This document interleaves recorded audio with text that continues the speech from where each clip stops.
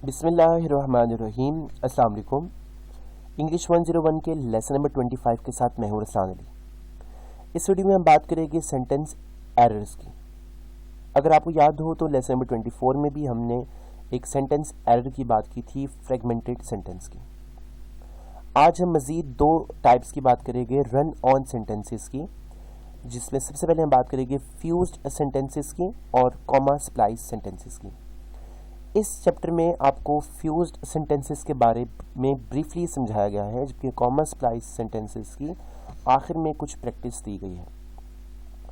तो सबसे पहले हम समझ लेते हैं कि फ्यूज्ड सेंटेंसेस क्या होते हैं। फ्यूज्ड जैसे कि उसका नाम ही आपको बता रहा है कि जब दो या दो से ज़्यादा सेंटेंस एक ही साथ बग़ैर किसी पंक्चुएशन मार्क के चलते रहे तो उनको हम कहेंगे कि ये फ्यूज्ड सेंटेंसेस हैं। जिन पॉइंट्स को मैं हाईलाइट कर रहा हूँ इनको आपने एज इट इज़ याद करने की कोशिश कर लेनी है, या एटलीस्ट इन पॉइंट्स को आपने सही तरह से समझ लेना है। फॉर एग्जांपल, अगर आप इस एग्जांपल को देखें कि one club raised money for the red crescent an organisation like this is a wonderful thing. अब now look at this example, there are many sentences, more than two here, but there is no punctuation mark between them, so this is not a sentence but a fused sentence. इसको हम एक sentence नहीं कह सकते, इसको fused sentence कहेंगे, क्योंकि यहाँ के पर आपको कहीं भी कोई पंक्चुएशन नज़र नहीं आ रही और दो या दो से ज़्यादा सेंटेंस आपस में मिले हुए हैं। बिल्कुल इस तरह यहाँ देखिए, he left early, he said he had a toothache. तो ये भी दो सेंटेंस है लेकिन नो पंक्चुएशन मार्क, यहाँ कोई पंक्चुएशन मार्क नहीं है। अब आपने अगर फ्यूज्ड सेंटेंस की प्रिवेंशन करनी है, इससे बचना है, तो आपको क्या करना पड़ेगा, आपने जो कुछ भी लिखा है उसको लाउड पढ़ना पड़ेगा, रीड लाउड। जब आप ये लाउड पढ़ेंगे यानी ऊंचा पढ़ेंगे तो फिर जो स्पीकिंग में ये मसला ठीक होगा, लेकिन लिखते हुए क्या मसला होगा कि आपने इन वर्ड्स को देखना होगा, यानी I, you, he, she, it, we, they, there, this, that, now, then और नेक्स्ट, ये वो वर्ड्स है, यहाँ पर आपको देखना पड़ेगा और आपने यहाँ से पहले कोई ना कोई सिग्नल यूज़ करना पड़ेगा ताकि आपके सेंटेंसेस में डिफरेंशिएशन आ जाए और समझने में आसानी हो। ऑलराइट, आगे चलते हैं हम। फ्यूज्ड और कॉमा स्प्लाइस को रिकॉग्नाइज करना, को समझना कि क्या ये एक फ्यूज्ड सेंटेंस है या कॉमा स्प्लाइस है। तो कॉमा स्प्लाइस मैं आपको बता दूं, कॉमा स्प्लाइस में ये होता है कि एक स्पेसिफिक इंटरवल्स के बाद बार बार कॉमा रिपीट होते हैं, तो इस तरह कॉमा स्प्लाइस आ जाता है। या फिर कॉमा स्प्लाइस एक और चीज़ ये होती है कि गलत पॉइंट पर आप कॉमा पुट कर देते हैं, ये भी कॉमा स्प्लाइस है। तो यहाँ पर आपके सामने कुछ एग्जांपल्स दी गई हैं, इनको आप खुद कर सकते हैं और देख सकते हैं कि क्या इसमें कॉमा स्प्लाइस है और क्या इसमें फ्यूज्ड सेंटेंस है। तो ये सारी की सारी एक्सरसाइजेज यहाँ पर कवर करके दी हुई होती हैं और असल चीज़ ये होती है कि आप उसको समझ लें कि कॉमा स्प्लाइस एक्चुअली है क्या। अब कॉमा क्या कहते हैं, वो कॉमा जो है वो हमेशा जॉइनिंग वर्ड से पहले लगना चाहिए, बाद में नहीं लगना चाहिए। ऑब्वियसली अगर बाद में लग जाए तो आप उसको ख़त्म करें। तो कॉमा स्प्लाइस फ्यूज्ड सेंटेंसेस को ठीक करने के 3 तरीके हैं। पहला तरीका समझ लें कि आप फ्यूज सेंटेंस को 2 हिस्सों में डिवाइड कर दें।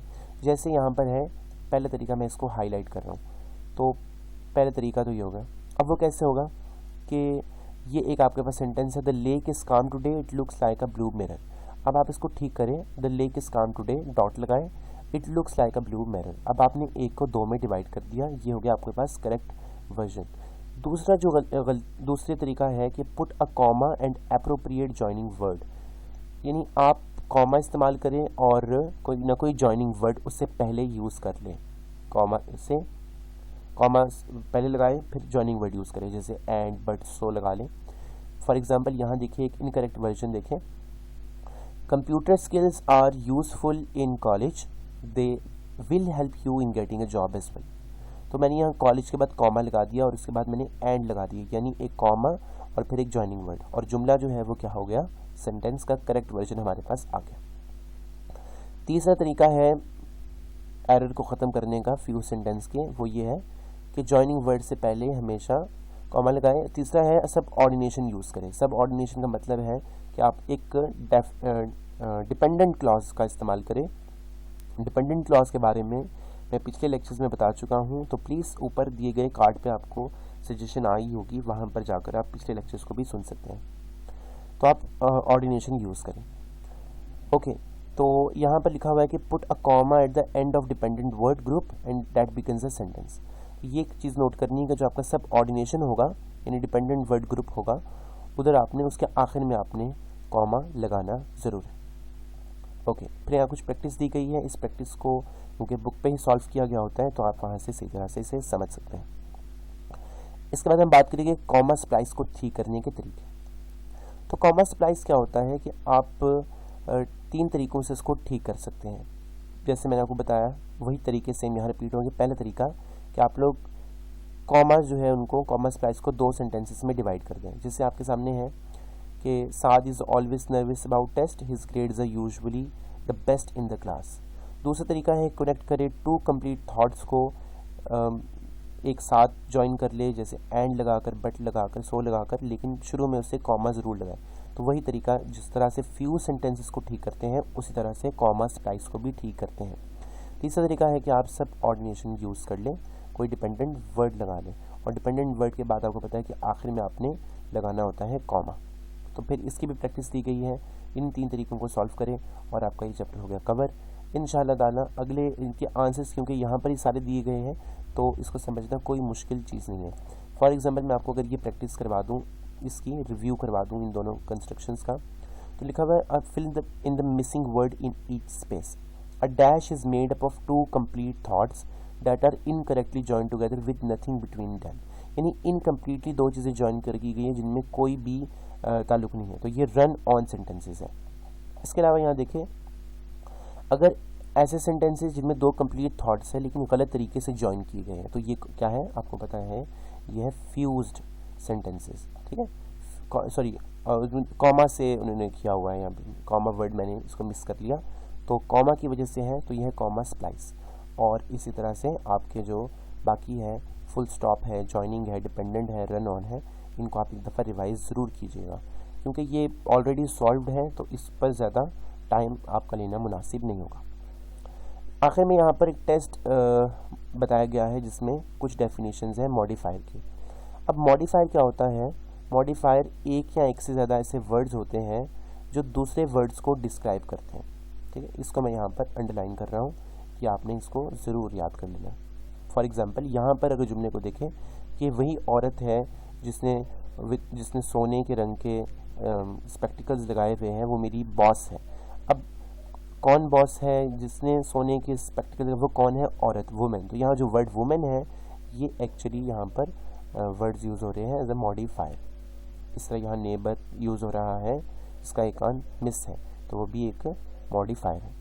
अब मॉडिफायर भी, अगर मॉडिफायर में भी मिस्टेक्स हो सकती है। एक होता है मिसप्लेस्ड मॉडिफायर, यानी आप किसी को गलती से किसी और चीज़ के मुतालिक डिस्क्राइब कर दें तो ये होता है मिसप्लेस्ड मॉडिफायर। जैसे for example, my brother bought a used car from a local dealer with a leaking pipe. अब विद अ लीकिंग पाइप यहाँ पर हमने गलती से गलत मॉडिफाई कर दिया, हमें जो है लीकिंग पाइप डीलर को कह दिया, यानी local dealer with a leaking pipe, कि डीलर का जो पाइप था वो लीक था, गलत है। Car was with the leaking pipe, तो हमें ये जो लीकिंग पाइप है ये कार के साथ यूज़ करना चाहिए ताकि पता चले कि कार जो है वो मॉडिफायर है लीकिंग पाइप के लिए। तो यहाँ पर हमारा ये प्रैक्टिस के क्वेश्चंस कुछ ख़त्म होते हैं। आखिर में यहाँ कुछ सिंगल वर्ड मॉडिफायर्स हैं जिनको आप बस एक दफ़ा देख लें। इनमें है ओनली, ऑलमोस्ट और nearly.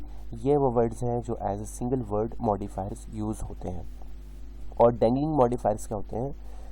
Starting dreaming into space, the instructor's loud voice started me. ये एक डेंगलिंग मॉडिफायर है, ऐसा मॉडिफायर जो डेंगल कर जाए, जो किसी की तरफ भी मुमकिन हो सके, किसी को भी मॉडिफाई कर सकें, किसी को भी डिस्क्राइब कर सकें। इसके मतलब भी यहाँ कुछ प्रैक्टिस दी गई है, वो भी आप लोगों ने ज़रूर देख लेनी है। यहाँ पर हमारा चैप्टर ख़त्म हो जाता है। इंशाल्लाह अगली वीडियो में मिलूँगा अगले चैप्टर के साथ। प्लीज़ अगर आपने अभी तक चैनल सब्सक्राइब नहीं किया तो सब्सक्राइब करें, फीडबैक ज़रूर दें ताकि मैं इसमें इम्प्रूवमेंट ला सकूँ। अल्लाह हाफ़िज़।